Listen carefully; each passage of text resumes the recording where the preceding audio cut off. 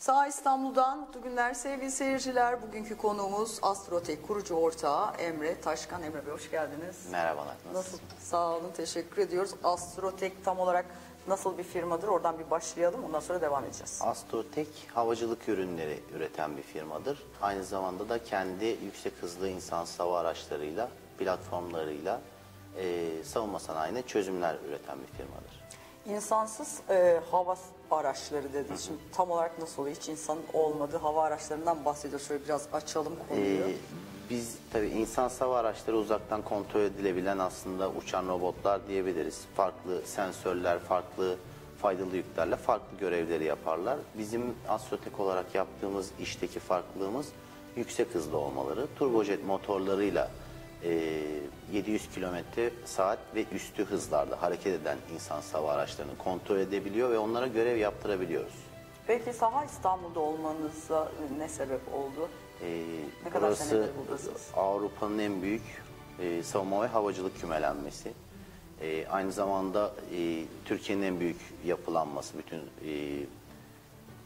coğrafi olarak en büyük örgüt diyebiliriz bu anlamda. Türkiye'de NATO'nun en çok savaşan ülkesi. Dolayısıyla bu çarpanlar bir araya geldiğinde kesişim kümesi Sağ İstanbul. Biz de Sağ İstanbul'un girişimcilik programındayız tabii ki.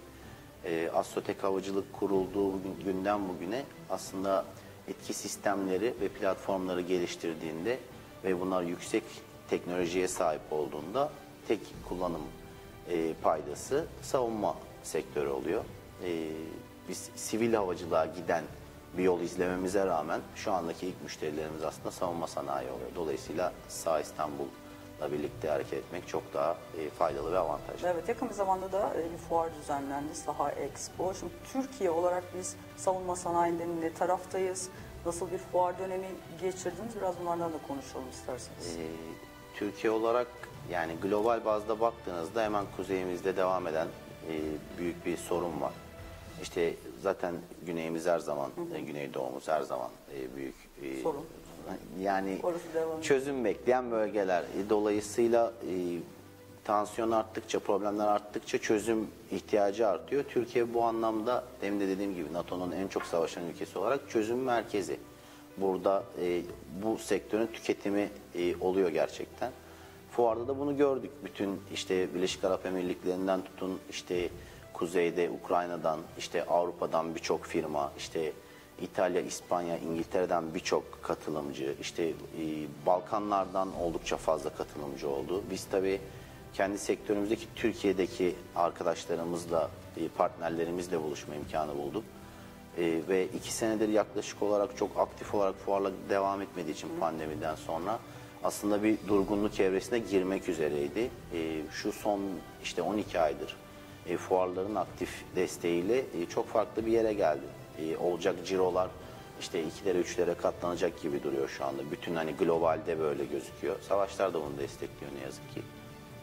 İyi bir fuar geçti bence.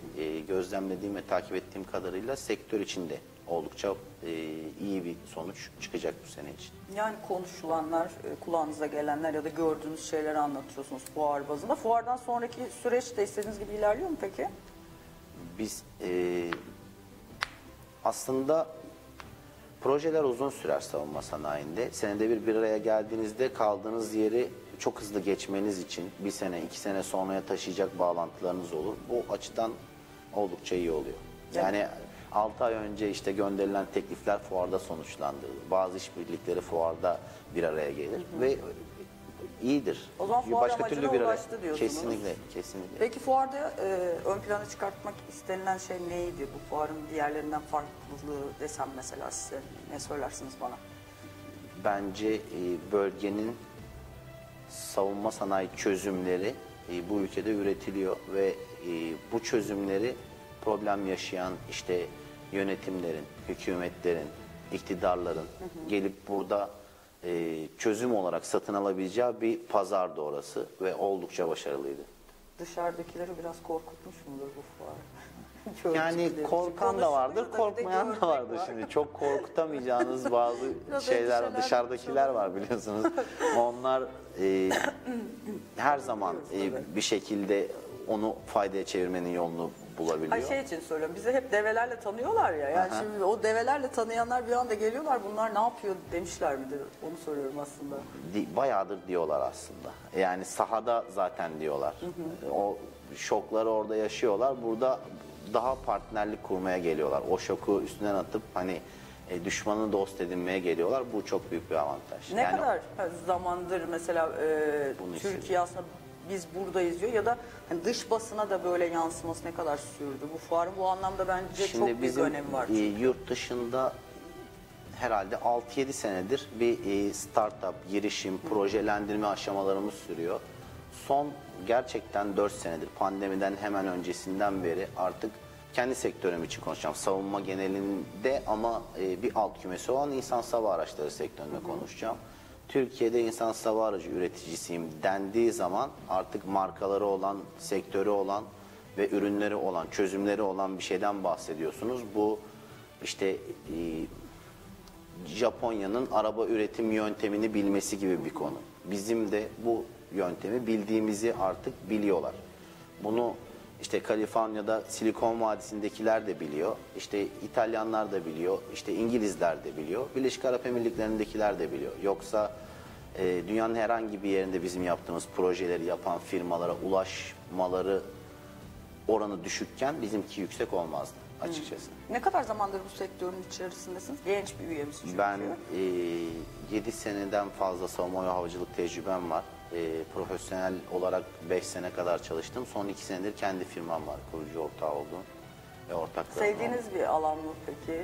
Yani biz duygusal bir milletiz biliyorsunuz. Yani ben göbek adım Mehmet, Çanakkale'liyim falan. Hani sevmemek mümkün değil. Öyle duygularla hareket ediyoruz. Profesyonel ve ekonomik alan başka bir şey. Orada savaşı kazanmak lazım.